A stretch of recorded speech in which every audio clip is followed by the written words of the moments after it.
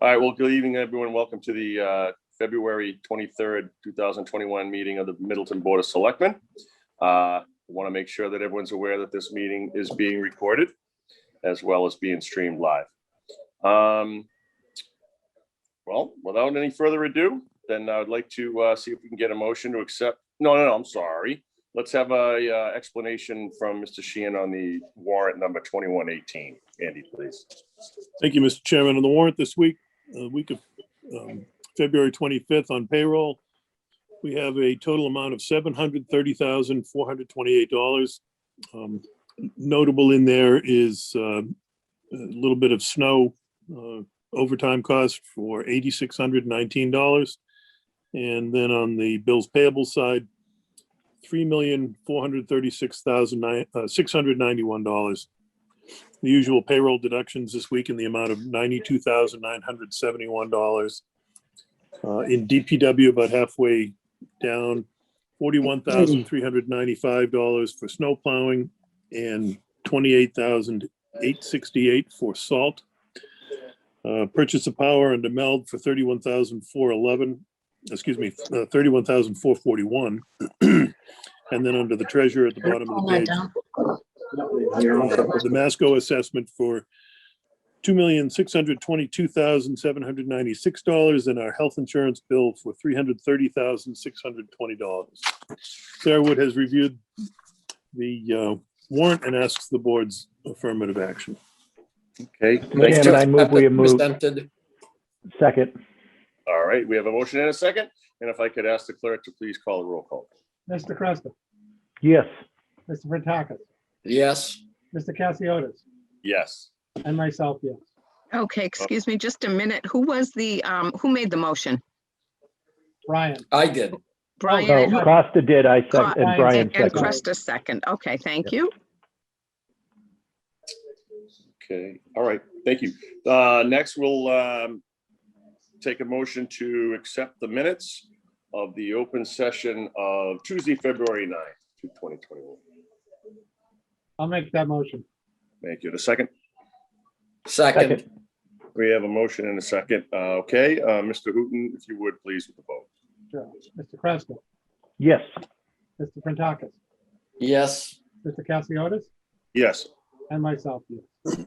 All right, motion passes unanimously. The minutes are accepted. Now with the town administrator update and reports, Mr. Sheehan, please.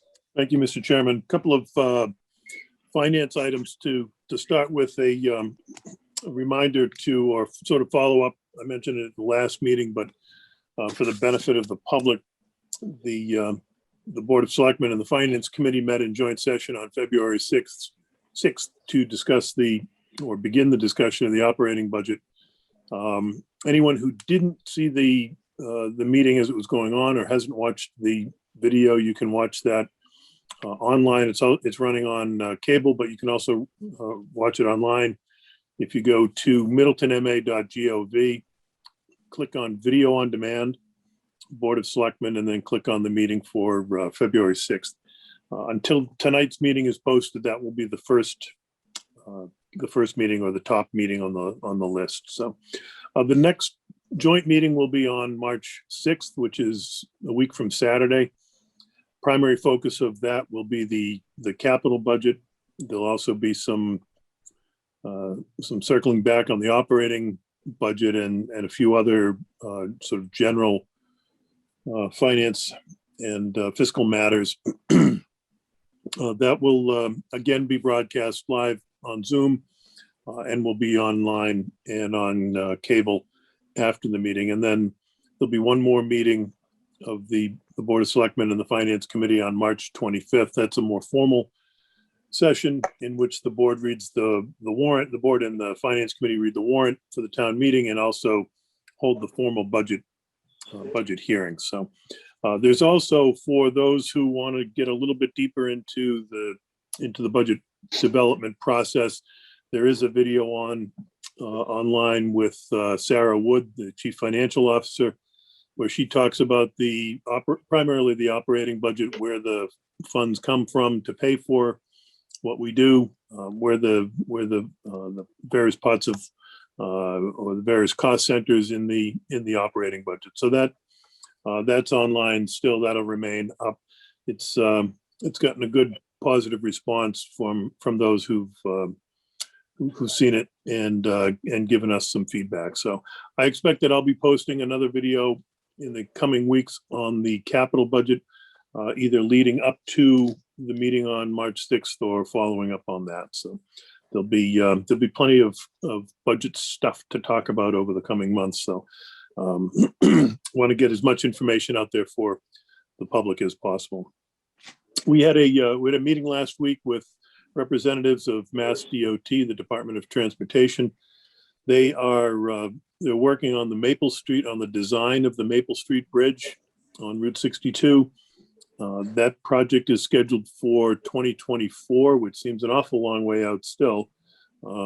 By then it will be, I think it'll be 9 years since the Jersey barriers would have been up at that point.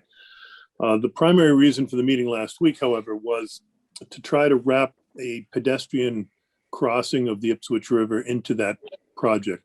But the old railroad right-of-way crosses there, the rail trail would cross there, and getting across the river is one of the big challenges that we have with the rail trail. So we're trying to marry those two projects.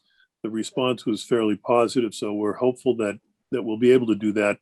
And we'll continue to work with Mass DOT. We've also gotten support from our delegation on that too. So that's always helpful to move these things along. So no possibility that may move earlier? They haven't given us any reason to be optimistic about that, unfortunately. So are they willing to commit to that year yet? I mean, this continues to get split by the state.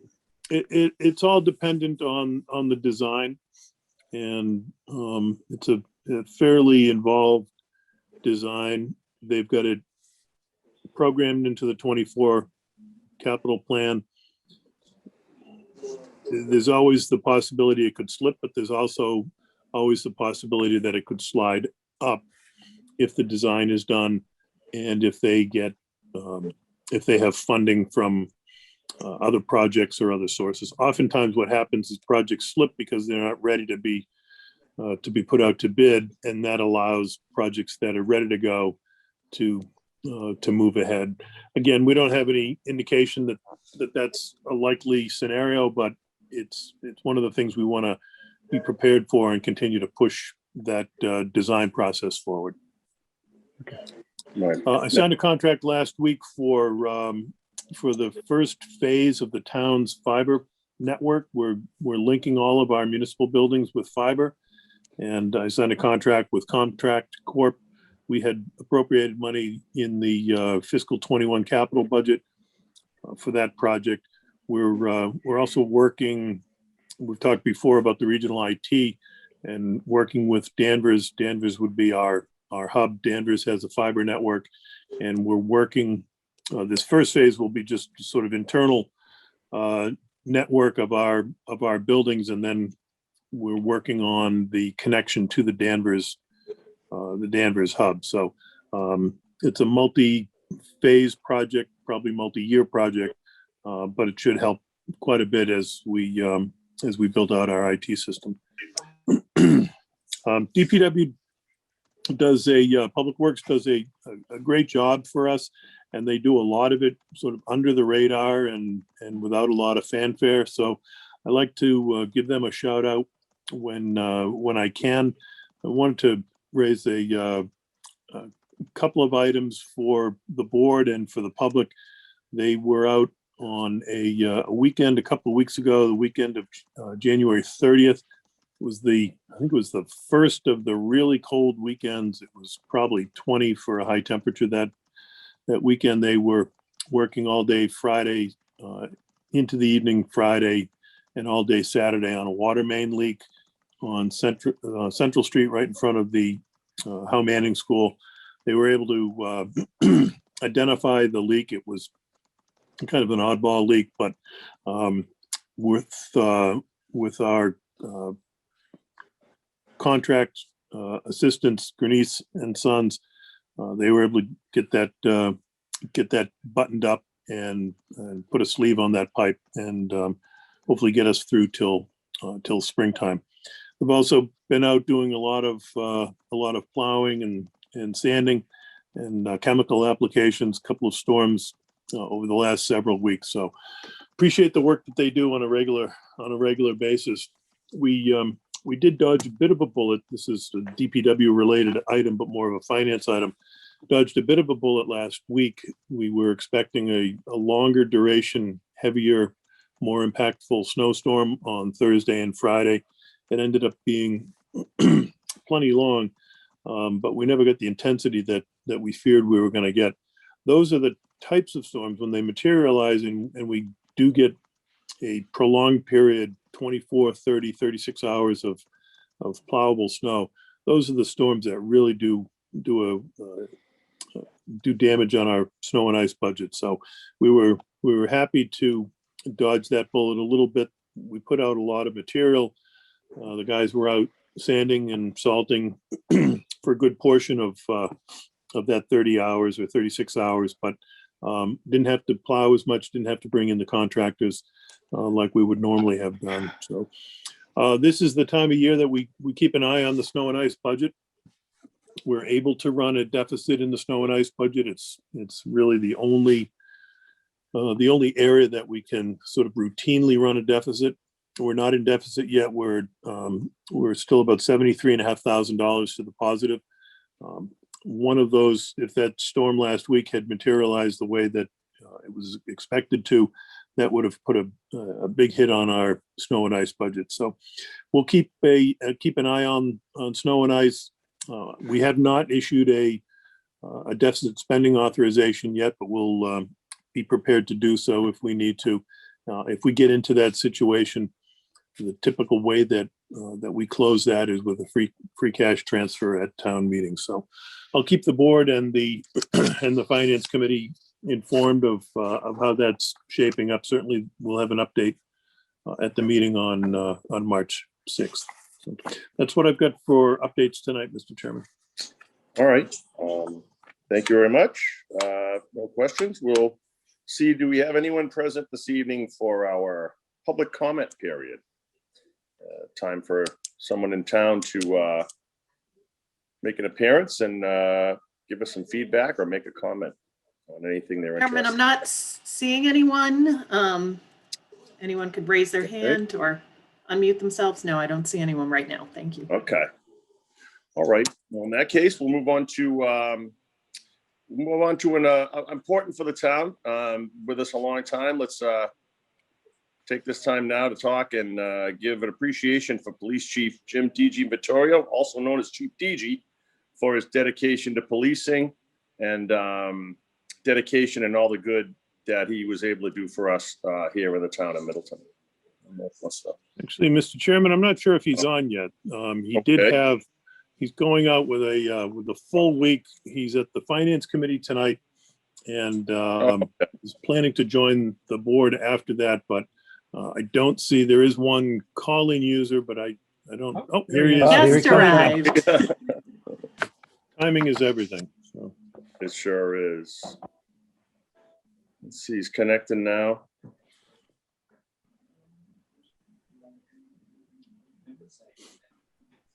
There he is. Hi, Chief. Well, I'll just say personally, it's it's bittersweet because I've known each other a long time and seen a lot of things happen.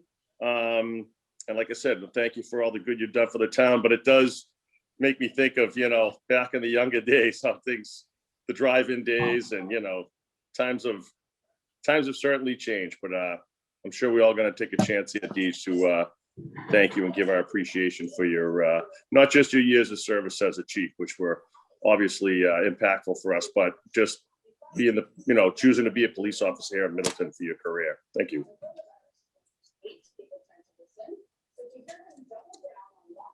So Jerry, did you know you're up? Just signed on. Sorry, I was on a FinCom meeting. Yeah, you walked in just as we called your name. Oh, Yep, I've been fanning and thanking you for about 8 minutes now. I thought you were here, and I said, thank you. I missed it all. Can you do it "Him." again? Holy smokes. He's That not might have just been a- thank you for being the chief, but thank you for being a cop here in Middleton and all the good you've done. for me. Appreciate it. Thank you. Well, no, I know. Yeah, Chief, if I could add a little to that as well. I mean, I think the thing I've seen both as a resident and then later as a member of this board, I came to town right around the time that you were appointed chief. And I know you had a long career before then. And I know the time frame as chief may seem even longer than it's actually been sometimes. But what I really want to add is I think the thing that we have been most appreciative and as a town lucky about is while you've been our chief, but you have every step of the way taken on the role as the cheerleader for the department, the face of the department, the protector of the department. But more importantly, even as chief, you've stepped up and done every single role. From, you know, I've driven down 114 and seen you step out of a cruiser pulling over a speeder. I've seen a car accident and you be the first on the scene directing the traffic. I've seen times when we've had vacancies and individuals sick and couldn't respond. You've picked up shifts, all above and beyond the call of duty. And for me, that has always pointed to your absolute love for the department and your absolute love for the town. So we've been really lucky to have you all these years. I know it's about a week left until you officially hang up the badge and move on to the next most important phase of your life, spending more time with family. But I just want to say thank you very, very much on behalf of my family and the town. You've been the consummate police officer. You've been the consummate chief. And as a town, we are much, much the better for it. So thank you, Chief. Thank you. And Jim, you know, while you're doing all of what Brian has talked about, you still had time to integrate yourself, you know, into the community by joining local organizations, being at community events like Chief Will's, the Pumpkin Festival. You really are a part of, you know, our town. And, you know, I know you live in Peabody, but I hope you're still around, you know, as much as you can be, because I think everyone here respects, you know, what you have done and what you have contributed to the town. So thank you. I'm only a mile away, so I'm close. The good news, Chief, is you've got a week left. That'd be the perfect time to give a selectman a speeding ticket. No repercussions. That's why. You see Brian go by, just let him know. But Actually, what I wanted to say is- it's actually 3 days, Tim. I'm done as of Friday, so. Okay, I'm not driving for the next 3 days.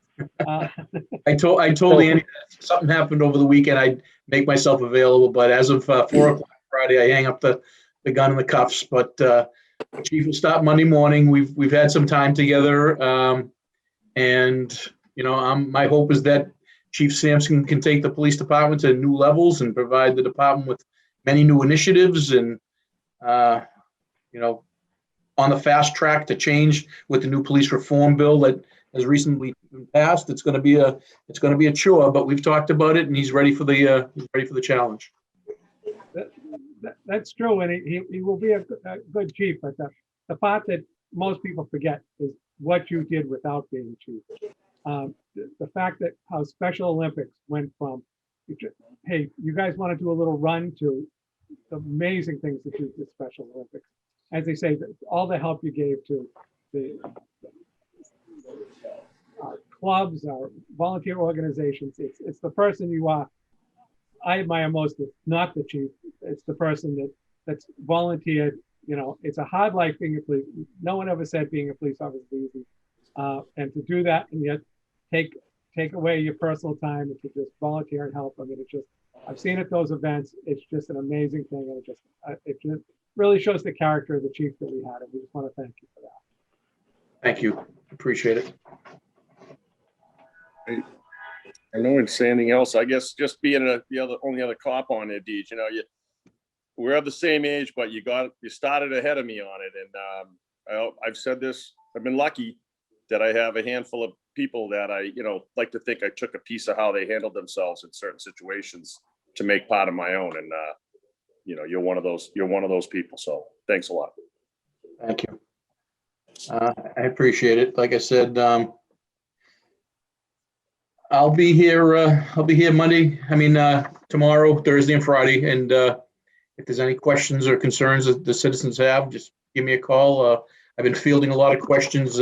It's amazing how many people that are trying to get last minute things in before I leave, getting inundated with pistol permits and because they don't know, they don't know how the new chief's going to operate. But I'm telling everybody that, it's going to be a learning curve for everybody. So give it some time and we will, we'll make do.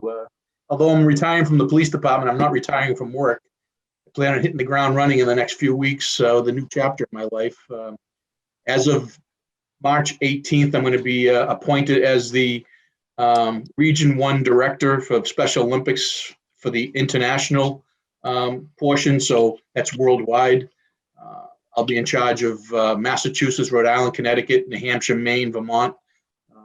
Something that, I love to do. I love working with the athletes. I love working with the Special Olympics. I'm jumping in the water on Friday. I'm on Saturday this week down at Revere Beach. I got a couple of chiefs who are going to come down with me and jump in. So anybody wants to donate a couple of dollars to the cause, I gladly accept it. It's still very bittersweet for me. I still love the profession. However, at times it was the difficult job, but I've always tried to put the citizens and the members of the police department first, even at the expense of my own family. I know some may not have agreed with every decision that I've made, but I did what I felt was the best in the best interest for the town and for the men and women of the police department. And, I've always attempted to keep the department up to date with the best and latest technologies. Always keep it in mind. We had a fiscal prudence that we had to deal with. And I'm proud that I was able to lead the men and women of the department to where we are today. And what some citizens don't realize is the sacrifices and the dangers, the family's hardships involved in police work these days. But irregardless of this, officers are willing to respond within minutes of any situation to assist, doing anything at their own peril. So it's amazing how much police work has evolved since I joined in 1984. Sometimes it's a very thankful job, and Rick, you can attest to that. It's an extremely dangerous occupation given the recent events in our country, but it's always been grateful for the support of the citizens in Middleton. The town during the pandemic really stepped up. From the start of the pandemic, we received a lot of support from the community members, organizations, and local businesses helped out. They donated PPEs for us and other supplies to our department. They sent cards, letters, provided food to the officers working through the difficult times. So, it is a family. It's not just a job, and that's what it's been. Yeah, that's a really good point, Chief, and thank you. I want to say a big thank you to your family as well for giving you to us for all those years. Surely not easy. I can't imagine what it's like every day to have a family member that leaves out the front door every day as a police officer and not knowing what could be there. So I thank them for that. I also thank during your time as chief, it's not easy. You're right. Decisions that are made, sometimes very difficult decisions, split second decisions, and you've been in the thick of all of those. So a big thank you to your family as well. And I'm sure they're excited to have you back full time. Hopefully they stay excited about having you back full time, but I know you've got a lot of things going on. And I'm hoping, Chief, that this means there's going to be more time to bring back the Cooking with Chief DG on Facebook Live. I will tell you, during the early days of the pandemic, you were my weekly excitement of actually watching you cook something new. I've attempted a couple of those, surely not to the level that you did. I was most excited to imagine what it would be like after filming that, to be able to dig into all of it. But I hope you bring those back. It would be I know you've got a big following in town. It'd be a good chance to get to see you again. But hopefully post pandemic, we can actually do something in person as a board in the town to be able to actually recognize you properly. And I know it's hard not to, because I think this would have been quite a large and significant event to actually send you off in style. And I hope we get a chance to do something like that post-pandemic.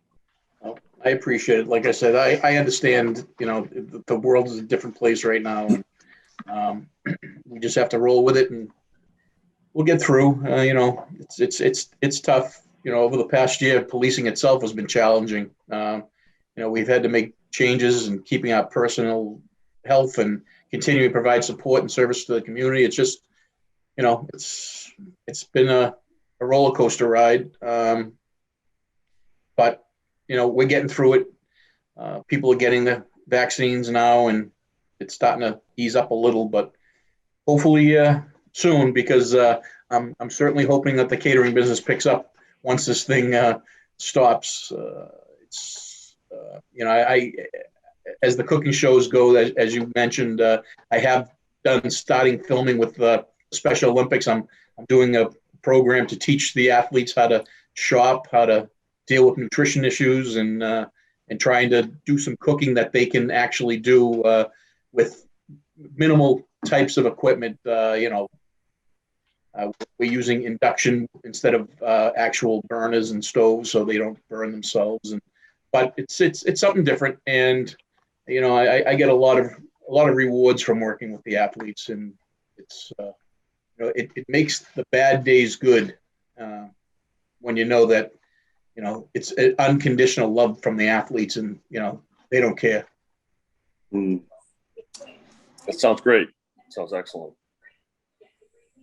All right. Well, like you said, you know, you're leaving us in your position, but you are only a mile down the street. So, yep. Certainly hope to see you around, and I'm sure we will. Thank you. And if you need anybody, Thank you, Chief. We're available. All right. Yeah. And you know, if you need help during the you know, seniors cookout, don't hesitate to give me a call. I'll come back and help you out. Great. You can count on that, Chief. Yeah. All righty. All righty. Thank you. Thanks. Thank you, guys. Chief. I'll see you. Bye-bye. Good. Okay. All right. With that, we can move on. I guess, do we have someone who's prepared to give a presentation of Americans with Disabilities Act and the Transition Plan for Municipal Facilities by the Institute for Human-Centered Design? Hi. Who do we have? If you'd like me to introduce, Andy, I'm happy to introduce. I believe they're both on, David West and Anna Julian from the Institute of Human-Centered Design. You all can take it away. And I believe you've got the ability to share your screen. Okay, thank you, Tanya. And hello to everyone. And you're a little quiet, Anna, if you can just either come a little closer to your microphone or something like that. That Okay, would be great. can you, is it better now? Yes. There you go. Okay, thank you. Okay.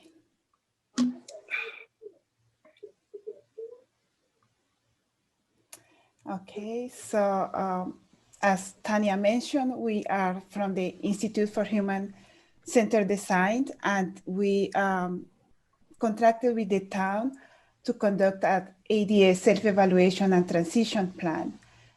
So our scope of work included the evaluation of programs, services, and activities, the evaluation of facilities, which include 8 municipal buildings, 2 school buildings with the outdoors and their playgrounds, and 3 recreational areas.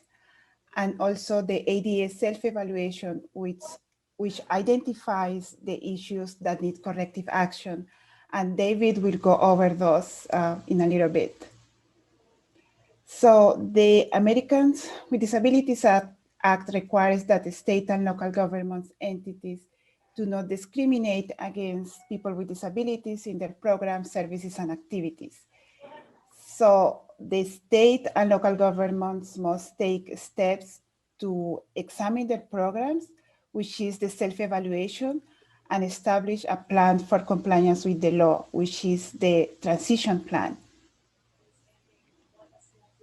So our scope of work included, oh no, I did say that, the evaluation of programs, services, and activities. We submitted a report that summarizes our findings regarding compliance with the ADA, and the information was pertinent to the assessment was obtained by an online ADA questionnaire developed by us and submitted by 17 departments, information from the town website, and information made available by town employees. So our findings, the town has met his obligation to designate a responsible employee by appointing Mr. Fitzpatrick, the town building commissioner, as the ADA coordinator. The town has a grievance procedures on its website. It also has an ADA notice. It has developed written policies to ensure modification of policies and procedures upon request. The town has a policy regarding reasonable accommodation for its employees, and it also has a policy regarding effective communication. What we recommended is to make sure that all departments have access to those policies, because from the responses that we received from the ADA questionnaire, it was that they have not implemented those policies, or that they don't know, or that they don't have them. So we recommended that either the town distribute those policies to all departments, or that make sure that employees know where to find those policies. And also we recommended that that the town have a direct link to all those policies on the town homepage, their website. The basis for the self-evaluation, we surveyed buildings for compliance with the requirements of the 2010 ADA standards for accessible design and requirements with the Massachusetts Architectural Access Board. And we provided recommendation based on the one that provides more accessibility. For each building that was surveyed, we provided a building report, which include basic information about the building. It has key accessibility issues and the order of magnitude cost estimates. And together with the building report, we provided a building catalog, which is a database of records with elements, with non-compliant elements, not compliance with the requirements of the accessibility standards. So for each record, the catalog contains a photograph, a location, a list of issues with measurements, if possible, when applicable, and remedies, and also the cost estimate. And now David is going to go over the requirements for the self-evaluation. Okay. Thank you, Anna. Mm-hmm. Oops, I'm sorry. Did someone have a question? Okay, I'll just continue then. The strategies that IHCD followed for facilities, in the 3 strategies to ensure access to program, service, and activities. One is to relocate a program, service, or activity within a current facility. So for example, if it's in a non-accessible portion of the building, you can sometimes just relocate within that same building to an accessible location and be able to provide the program, service, or activity to members of the public with disabilities. You can also, of course, relocate program, service, and activities to another location, another facility, or you can choose to renovate an existing facility to make it more fully accessible. Next slide, please. I'm now going to talk about some of the things that we saw as part of the self-evaluation. Beginning with Town Hall, here are some photos of some things that stood out to us. Beginning at the top left, there's a parking space where there's not an access aisle, and it also appears that it may lack proper signage. It's important to have the access aisle in addition to the space so that a person in a car has room to maneuver, or a person who has a van that may have a piece of equipment that extends from the van has a place for the equipment to be able to deploy so they can fully use the space. The next image shows a lack of a directional sign from a non-accessible entrance to an accessible entrance. Moving across the top, I believe this was highlighted because there was lack of tactile signage on the latch side of the door. People who are low vision or blind, excuse me, are trained to check there, and if there was a tactile sign, it would allow them to know that they'd reached an exit.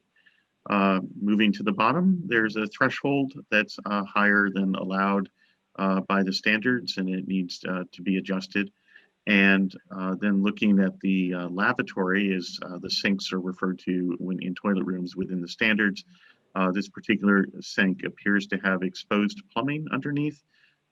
If people lack feeling in their legs, which can be the case for many wheelchair or wheel mobility device users, they can burn their legs if those pipes aren't wrapped.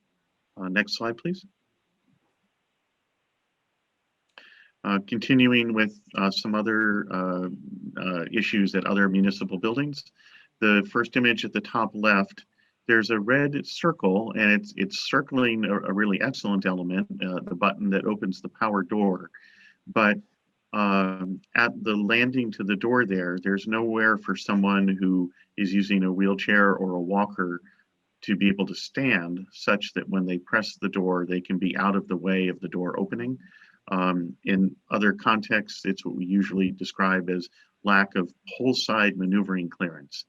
So the real key is that there needs to be space so someone with a walker or wheelchair can be out of the way of the swinging door. You see this similar issue in the next image, moving across the top. The bench and the bags and the stored items there are basically where a person in a wheelchair would want to be located so that they can pull the door towards them to get into the room without having the door strike their chair. Continuing across, there is signage on this door, a printed sign, but it's not accessible signage, so it doesn't have raised characters or braille. And as I mentioned previously, we would also want that sign positioned on the latch side of the door, because that's because it has raised characters and braille, because that's where someone with low vision or no vision would know to look for that sign and the information it would have for them. The sign at the top right, what's missing there is an accessible sign indicating the location of the nearest accessible toilet room. So someone may be able to determine that this toilet room won't work for them if they need an accessible compartment or an accessible toilet room, but they don't. What's lacking here is a way for them to know where they should go. Going down to the holding cell, that's a non-compliant toilet. It lacks grab bars, and it also lacks space at the toilet, so a person who was using a wheeled mobility device would be able to transfer onto the toilet to use it. The next image of the single-user toilet room, there's a toilet seat cover dispenser above the grab bar, above the rear grab bar, the white dispenser.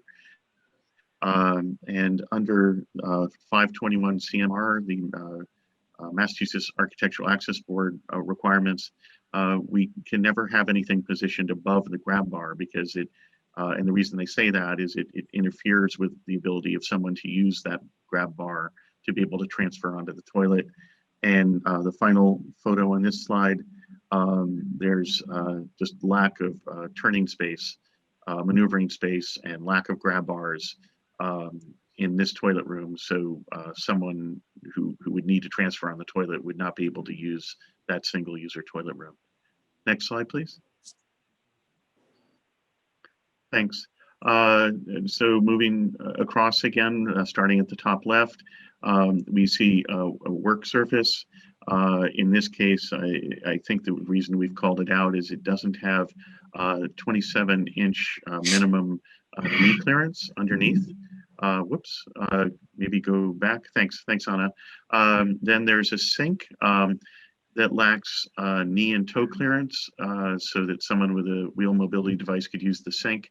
If sinks are provided, particularly in the case of classrooms or a nurse's office, we want to be sure that there's an accessible sink. In the case of classrooms, at least one in each type of classroom and one per grade. If sinks are provided. If there are no sinks, you aren't required to put an accessible sink in. The drinking fountain, we always want both what we call a high and low drinking fountain. And this appears to be a low drinking fountain that doesn't have knee and toe clearance. And there also should be a drinking fountain there that is designed for a standing user. This ramp looks like a pretty good ramp. It has railings at 2 heights, and I'll assume for the moment it's the correct width. But it has stored items on it, which will really make it unusable for someone who needs it. Moving to the lower level, the playground, there are a couple of issues here. I believe the surface is what's called engineered wood fiber or wood chips within the playground, and that's not a compliant surface in Massachusetts. We typically recommend something that's called poured in place rubber, which is impact attenuating and also provides a good surface so people can move between all the play elements. There also needs to be an accessible route into the playground, and into it. And it looks like there's a bit of a lip here. And so a proper entryway needs to be made. And in Massachusetts, there needs to be an accessible route around the exterior of the playground, and grass is not considered an accessible route. In the case of the baseball field at the bottom, there's no accessible route leading to the baseball field. And in the case of the picnic table at the bottom right, we would want an accessible picnic table. So there's a number of designs of those, but it allows toe clearance in a place for someone in a wheeled mobility device to use the table. And we also would want the table to be on an accessible route. And again, grass is not considered an accessible route. Next slide, please. Thank you, Anna. At the top left, we see some fan seating, some bleachers. However, I don't believe that the bleachers are on an accessible route. And we would also want a firm, stable, and slope-resistant space, 36 by 48 minimum space, by the lowest bleacher on at least one side, if not both, so that someone in a wheeled mobility device could sit there and then have their friend or family member, or whatever the case may be, sit on the bleacher next to them, so they both could enjoy the event. Staying at the top, that picnic table is not on an accessible route. Honestly, it's a bit hard for me to see. I'm not sure if it has knee and toe clearance on one side. But it would also need that, and that goes for amenities like that. If picnic tables are in several areas of a park or around a school, we would want at least one, no less than 5%, but at least one of the picnic tables in each area to be on an accessible route and to be accessible. So people who need that accessibility can join others in each of the locations where that amenity is available. Looking at the bench at the bottom left, again, it's on a surface in a playground that's not considered accessible. It's more of the engineered wood fiber. And as a best practice, we also sometimes, and best practice is enhanced usability is something that we recommend, but it's not strictly required by the standards. We sometimes would recommend also including some benches with arms, because those can be easier for some people to use in terms of getting up and down from the bench. And again, bottom right playground, we have the issue with the surface and lack of an accessible route around the playground. Next slide, please.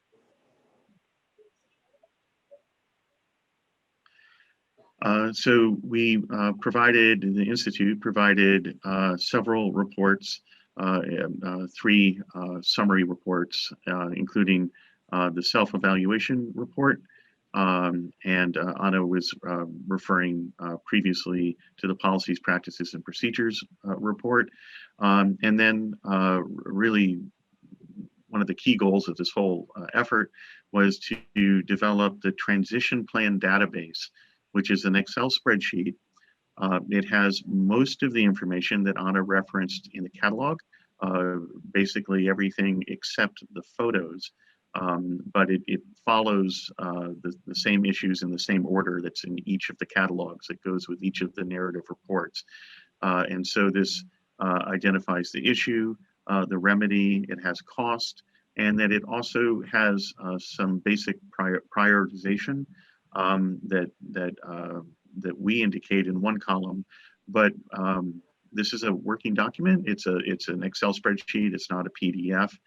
We also hope that the town will look through this and can sort it in different ways and develop their own priorities, or at least adjust some of the priorities, move things up and down in terms of when they want to get to them, based on budget and availability of staff and so forth. Obviously, we recognize that some of the more significant issues may be more of a capital expense that could be looked at over a time period of roughly 3 to 5 years. But there also will be many things in there that are very easy to do, just require some labor or minimal effort. And we hope that the town will adjust the priorities according to their ability to get to things as quickly as they can, and keep the town informed, the Disability Commission and so forth, informed of their progress, and let people know when things have been improved or fixed, because people in the town will then know that there's increased accessibility for them, and that they can perhaps take advantage of some things that they couldn't do previously. Next slide, please. So the goals of the self-evaluation and transition plan are that all of the town's programs, services, and activities, when viewed in their entirety, are readily accessible and usable by people with disabilities. It's we have the goal of the priority of ensuring program access, which seeks to have equal participation for people with disabilities.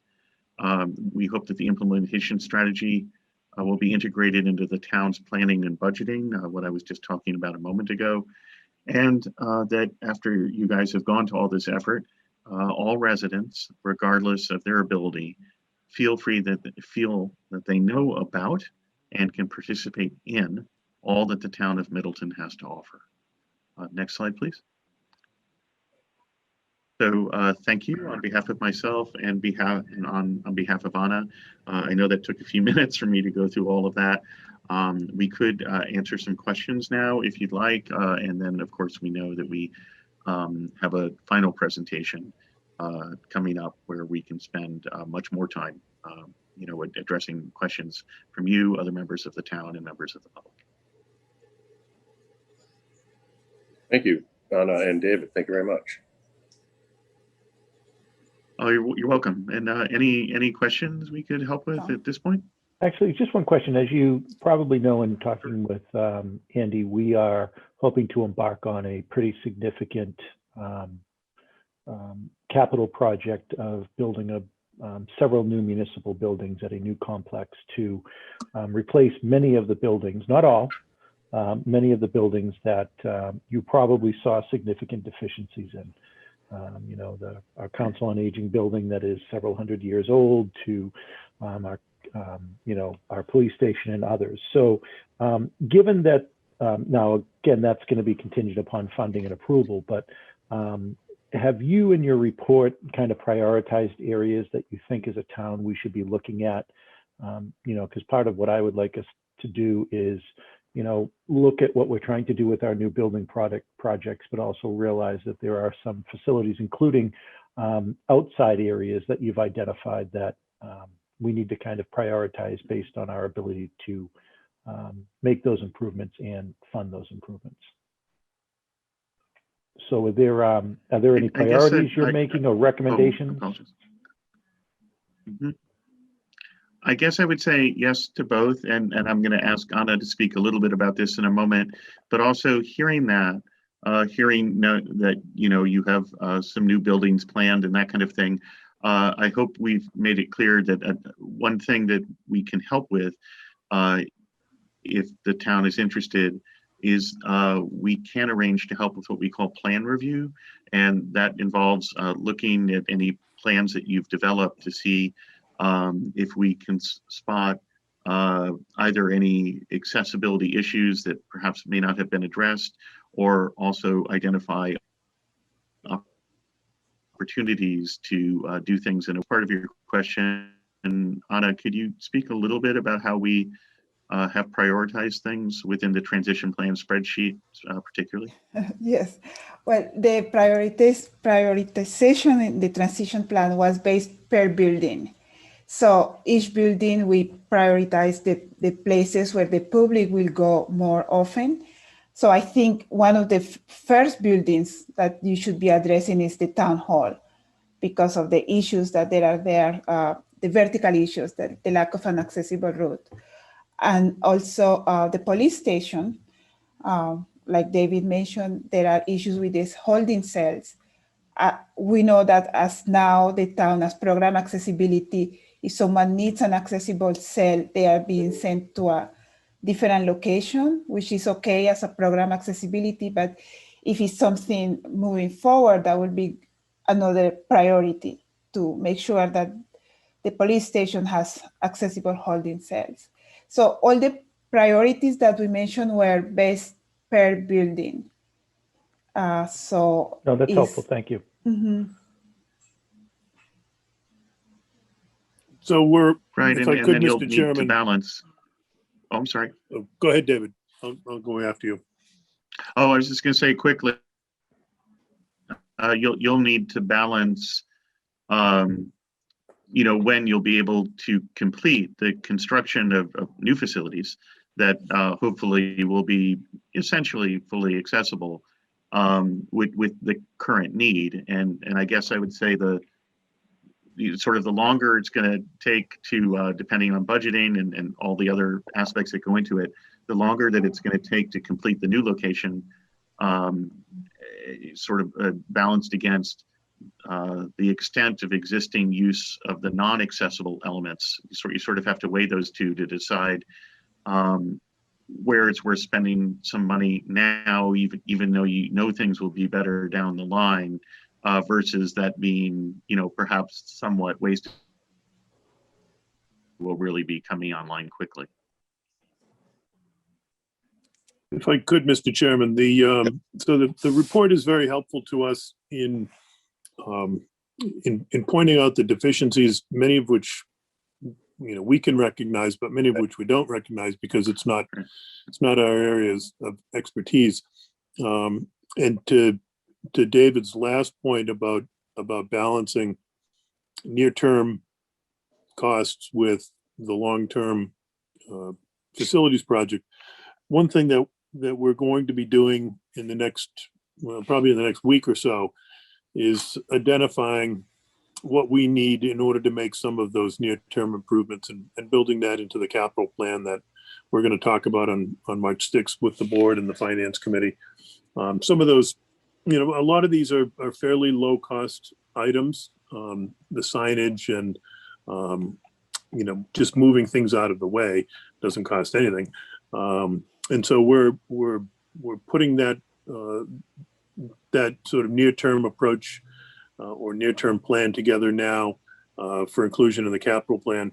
Obviously, depending on what happens with town meeting in the spring and the vote for the new complex, will have a large determinative effect on what we do going forward with our existing buildings. So, but it certainly is helpful. This exercise has been helpful for us to really highlight some of the issues that we have in our buildings and the fact that we're not accessible to all of our clientele. So from my perspective, David and Anna, we really appreciate the work that you guys have done on this. Very helpful for us in again, in the near term and in the long term. And the last thing I would say is, as you're going through this process, if you have questions down the line, you can call us. We hear from clients all the time who, or maybe 2 years down the road in terms of addressing their accessibility issues, and they see something they wonder about, and they contact us, and we're always happy to do our best to answer questions that maybe we didn't anticipate or that you didn't anticipate that come up later. And one more thing that I would like to add, because we always come with everything that is wrong, what is wrong, but there are other things that the town is doing that is good. We were very pleased with the response from 17 departments. That showed the commitment that the town has moving forward. We were very pleased to see that all the requirements, the grievance procedures, the ADA notice, everything is in place. So that showed the commitment that the town has to include people with disabilities. All right, thanks. Now, and you mentioned there would And be the fact that you've Good.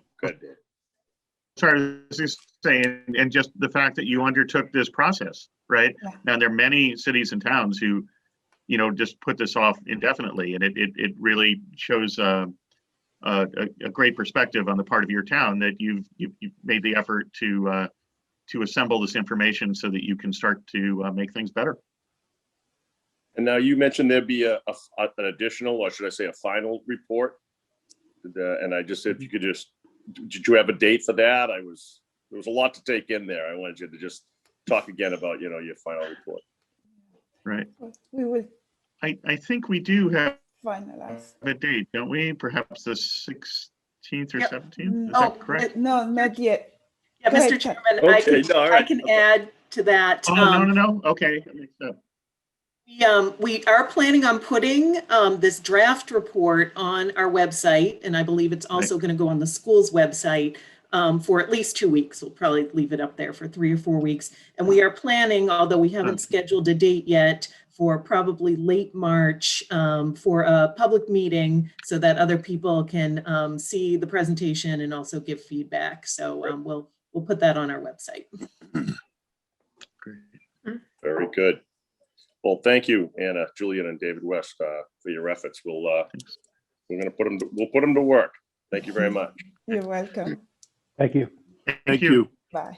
Good Good night. night. Okay. All right. Now, on to the next item is going to be a review and vote on application from Man and Man for a new common victual license for SRG Rooster Inc. DBA Little Red Rooster, manager Christopher Parmalee at 189 South Main Street, Middleton, Mass. And I believe, Melissa, you'll be representing this. Yes, hi, good evening. Hi. Melissa Ogden of Man and Man for SRG Rooster Inc. Doing business as Little Red Rooster at our location at 189 South Main Street in Middleton. And we're here to request approval of our common victualler application. And we plan on opening a restaurant concentrating on chicken food products, primarily sandwiches. There'll also be drinks. We do have another location of the Little Red Rooster in Gloucester, so we're hoping that Middleton will really enjoy our client's new restaurant. And this is good. Is this primarily takeout? Yes, Or- it's takeout. And there's going to be 8 seats within the restaurant, but it's primarily a takeout restaurant. So it's grab a sandwich, get a drink. We offer the menu has fries, things that you would expect in a fried chicken restaurant. So, hi, Melissa. How are you? Good, and you? So when you mentioned drinks, you're not coming back asking for a liquor license. No. Okay. So soda. I guess my mind automatically went to drinks. Sorry, that's probably what I'm thinking about. So. And I meant like fancy soda. Okay, there you go. Okay. And where at the new building will this be located? It's actually at the back left corner. Okay. So it's actually facing So my behind the office. fudge, right behind the fudge store? Yep, the last it. unit on the end of the building. Okay.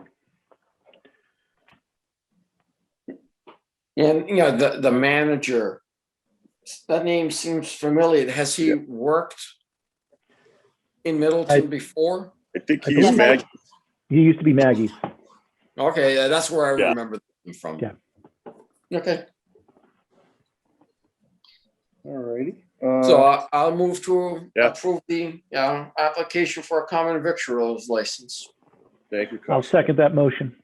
Okay, we have a motion and a second, and you can have Selectman Hooton take a vote. Mr. Cresta, Yes. Mr. Prentakis, Yes. Mr. Cassiotis, Yes. and myself, yes. Great. Motion passes you. unanimously. Yep, great. Best of luck there. Thank you. Always nice to see, new things coming out. I'm on the website. I'm on my other computer looking it up. So I see the similar menu right now. So it looks good. Looks good. Yeah. Thanks so much, Melissa. Welcome. All right. But I guess you're not going away, right? No, I'm not going away.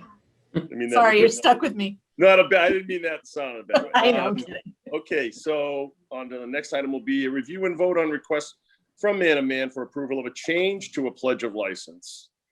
On Yes, behalf so, of Serenity Catering Corp., DBA Maggie's Farm, formerly 119 South Main Street, license number blah, blah, blah, to 189 South Main Street, license number 05072RS0704. Having said that, Melissa. Okay. Melissa Ogden for Serenity Catering Corp., doing business as Maggie's Farm. We are here requesting a change to the license at 189 South Main Street to pledge our license to North Shore Bank and to add a management agreement to the license. And the pledge actually exists with the license at 119 South Main Street. But I believe will be heard at a later time for the transfer of that application. So we are complying with our lender's loan agreements and requesting a pledge at 189. Okay. I would make a motion to approve the change of pledge of license from 119 South Main Street to the 189 South Main Street. Second. Motion and a second. All right, if we could take a vote, Tim. Mr. Cresta, Yes. Mr. Prentakis, Yes. Cassiotis, Yes. and myself, yes. All right, so that motion passes unanimously. And Yep, go ahead. And I guess my question is, are you going to be voting separately on the management agreement, that change?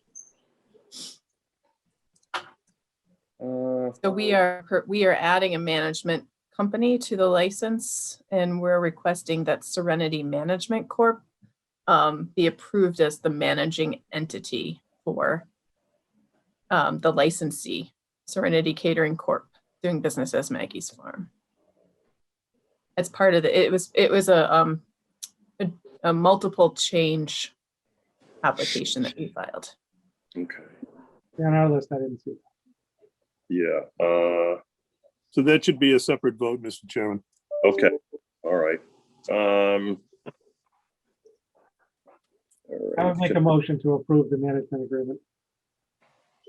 Okay. And a second? Second. I have a motion and a second. Okay, if we could get a roll call vote from Selectman Hooton. Mr. Prentakis, Yes. Cresta, Yes.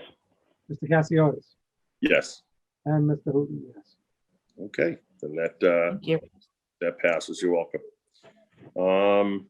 Okay, now I don't know if it's you again, Melissa, or not, but move It is. to review and vote on a request from Man to Man to affirm the name of a private way as Lima Way located at 123 River Street, Middleton, Mass. Melissa Ogden, Actually, before you get to this, I think there's actually an error on the address. I don't actually think it's 123 River Street. Mm-hmm. I actually was talking to the building commissioner today, and he thought that might have been an error on the address. And I'm only bringing that up because I just did not want this to be in conflict with any vote that is being taken. So, and we may be wrong, but he had mentioned that to me today, Melissa. thank you. I'm just looking it up. Yes, I believe it's 30 River. Okay. 30 River. Okay. Yes. Yeah, he said it should have been an even number, and he thought it was a much lower number. So It's 26-30 is the actual address on the subdivision plans. Okay. All right. Okay. So then, sorry about that. nope. Fine. Thank you. And so sort of we clarify that it'll be a review and a vote on the request from Man to Man to affirm the private way as Lima Way located at 30 River Street, Middleton, Mass. Could entertain a motion? If there's no further discussion. I'll make that motion. All right, and the second? Second. Thank you. We have a motion and a second. Without any further discussion, I'll ask Well, the. I have a little discussion just before. Go ahead. I'm sorry, go ahead. Melissa, could you just do me one favor? It's a private way, and I would appreciate it if you could put a little disclaimer into each of the, not the deeds, but telling people what a private way means. Because what ends up happening is 2 years from now, they're going to call us and they're going to say, we're not getting plowed. And we're going to say, you're a private way. And they're going to say, what's a private way? So I would just, if there's something in a package to each of the homeowners or something to tell them, this is what a private way is, because it's such a headache we get from all the private ways, because it's maybe not the first owner, but the second owner. They don't understand. Right. They like the fact that they can stop peddlers from coming down their street, but they don't like the fact that the plow is never going to come down their street. I just want them to be informed of what a private way means. So. Yes, they are. They understand, and it's a very short roadway that leads to their commercial project in the back. So they are aware of their obligations with respect to the roadway. Okay, I just like them being the phrase, because it does seem we always get the calls. Yep, no, I understand. Thanks. And I know that they have a sign out in front looking for renters, looking to park vehicles and so forth back there. And I know that their permit allows them, but I don't know if there was going to be a future project there or something, but I saw the sign out today on the corner and the curb, so. Alrighty. Mr. Prentakis, Yes. Mr. Creston, Yep. Mr. Cassiotis, Yes. and myself, yes. Okay, motion passes unanimously. Melissa, thank you very much. Thank you. You're welcome. Okay, let's see, and we'll move on to take a vote to close the May 11, 2021 annual town meeting warrant and begin review of the warrant. Mr. Chairman, I move that we close the May 11th, 2021 warrant. Thank you. We have a second? Second, We have a motion and a second to close the warrant. I could ask you, Tim, could you take a roll call vote? sure. Please. Mr. Prentakis, Yes. Mr. Creston, Yes. Mr. Cassiotis, Yes. and myself, yes. All right. Mr. Chairman, if I could just very briefly on town meeting. We are at this point, we're at about 36 articles, 37 articles. We'll put the entire warrant together and bring it forth to the board at either the next meeting or the meeting on the 23rd. Following up on the conversation that we had 2 weeks ago regarding the venue, I did have a conversation this week with Masconomet, and the football field at Masco is not available for outside use until June 12th. So we're not quite sure what to recommend to the board at this point. I've been in contact with the town clerk and the moderator to talk around some various ideas and things.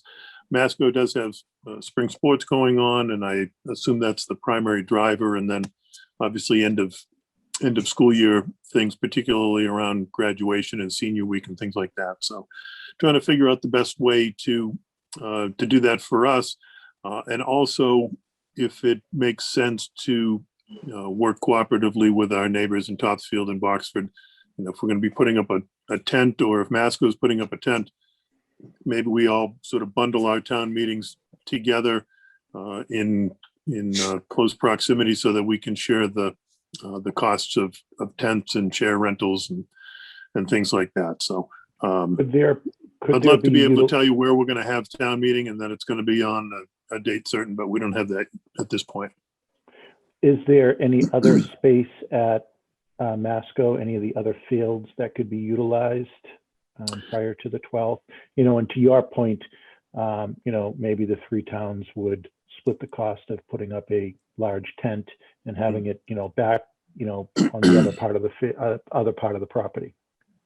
Yeah, and the more I look at the property, the more I'm inclined to think that the football field may not be the ideal place. It may be the lacrosse fields to the west, or to the South. I don't know what direction it is. As you, I guess it is to Right. the south. Yeah, Yeah, there's Right more behind the- park. right There's be- clearly twice the parking on that. side, twice the too. parking, and you've got quite a bit of space there. And I think that's where they put the tents up for some of their activities at the end of the year. So, so that might work out well. I don't know that would get us in there sooner than June 12th. But certainly something that we're looking at. We're also looking at other options in town. You know, would it be viable or feasible to have a town meeting at 105 South Main Street at the old golf course? Would it be feasible to have it at Natsu Way, where we have Chief Will's Day and the carnival sets up? A little hard to make those decisions when there's a foot of snow on the ground.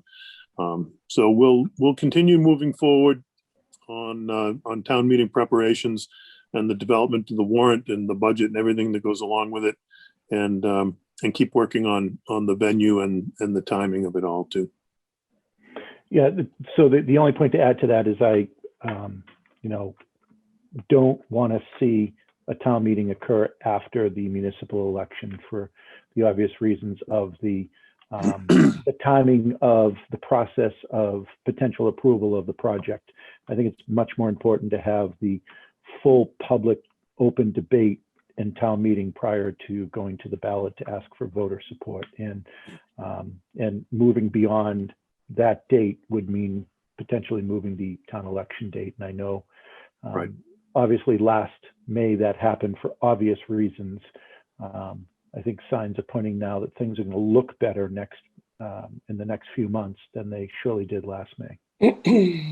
Yeah, that's certainly the case. And in talking with the clerk, and she is on tonight, but it's everybody's intention or everybody's preference to do town meeting first, followed by the town election in close proximity, and use the town meeting as the last final pitch for the facilities project. Well, I do like the potential of maybe working with the two other tri-town communities if there is going to be a tent somewhere, whether it's at Masco, maybe it is at the Natsu Wayfield, maybe it's, if we continue looking for outside locations, maybe it's having a conversation with the Topsfield Fair organization and others that we may be able to be creative at. I mean, if it comes down to that, we're going to have to just rent our own tent for one day, that's fine as well. But I could just imagine Murphy's Law will be, we will have town meeting outdoor and without a tent, it's going to rain. It's going to happen. And if we have the tent, it'll be a beautiful sunny day in the Exactly. high 60s with a nice gentle breeze. Yeah. It'll be kind of like our budget sessions when you use the SNOW word, so.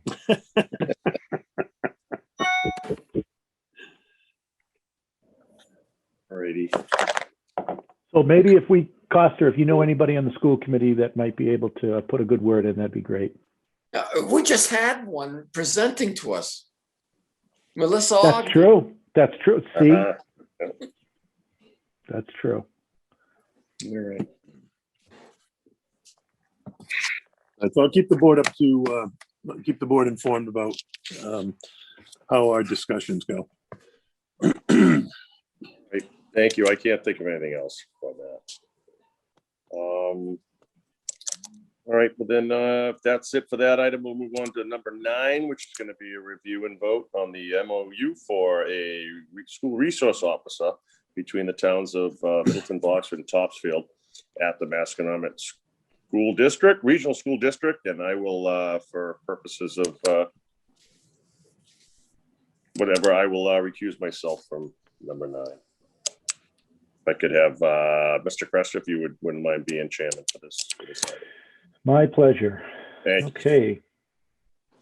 So article number 9 is a review of an ongoing discussion that we have had on the joint agreement with the towns of Topsfield and Boxford for the sharing of a school resource officer that would occur at the Masconomet Regional School District. So I know, Andy, if you could update us, I know there was some amendments that Coster and others had asked, and I know you've been working with the two towns and through the chiefs, the the school district as well. Just an update on that before we move to a vote on this. Yeah, so the board did see a substantially similar version of this a couple of months ago. There doesn't seem to be any opposition on the parts of Topsfield and Boxford on this. I believe Topsfield is voting it next week. I'm not quite sure about Boxford. I think they voted last night on the original 1 year. I think that had slipped through the cracks a little bit. But this is the sort of permanent agreement that would carry us for as long as through 2040, unless it's modified in the interim, and govern the cost sharing and resource sharing of the SRO at Masconomet. Okay. Any comments, Tim or Costa? I have a comment. Sure, Judy. Considering I was at the selectmen's meeting last night in Boxford, I can tell you that they voted to approve it for the, what is it, like a 40-year agreement? A 25-year agreement. Yeah, whatever. It was 2040, I think it goes to. They approved it. Thank you. All right, I make a motion to approve the agreement to share the resource officer. And second, is there a second for? Second. Okay. And Andy, the agreement is, I mean, obviously this is contingent upon town meeting approval of funding. Am I correct? No. Well, the funding would be in the budget. It's not a separate article. No, but what I mean is, for the longer term agreement like this, if for some reason one of the towns didn't fund 1 year, what does that do? Well, what happens is every year the towns would have to come to an agreement as to the amount that would be authorized for Masco to include in its budget for the reimbursement. If no agreement is reached on an amount, then Masco can't include anything in its budget. Once it's in the budget, it's just like any other budget item. If you approve the budget, it's approved. It doesn't have a separate vote. Okay, no, I just wanted to make sure this wasn't a annual, all three towns must be in unanimity in terms of funding. Annually, all three towns have to agree as to the amount. It's starting at a reimbursement rate of $240 a day for the sending town of the police officer.